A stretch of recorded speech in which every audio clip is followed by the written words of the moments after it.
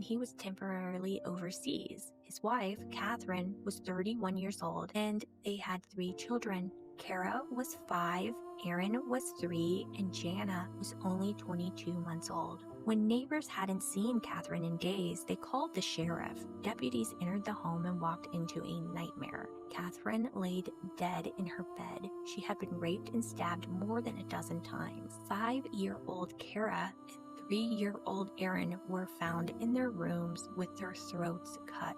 The baby, Jana, was alive, but dehydrated. She'd been alone for nearly 3 days. Even hardened investigators broke down. One detective said it looked like the devil had walked through that house. Days earlier, witnesses remembered a young Army sergeant driving a white Chevrolet Chevette seen at the Eastburn home. Catherine had placed a classified ad to rehome their dog before the family transferred to England. The man who picked up the dog was Timothy Hennis, a 27-year-old married man who had been stationed at Fort Bragg.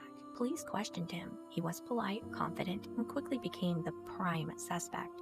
In his home, they found a receipt matching the dog's pickup and a photo ID similar to the composite sketch from the neighbors. There was blood type evidence linking him to the scene, but this was in the year of 1985, so there was no DNA testing yet.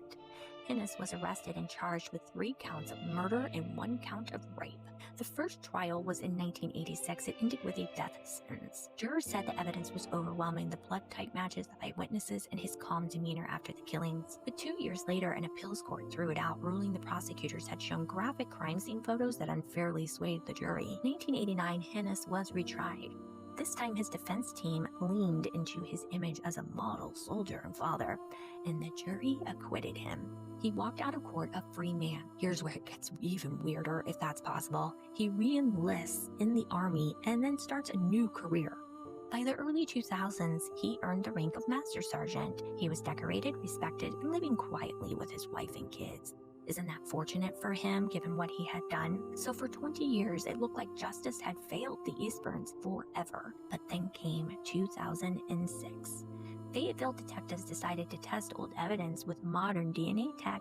Yay, DNA tech. They sent a rape kit swab to the lab. The results came back clear. Semen did in fact belong to Timothy Hennis. But there was a problem.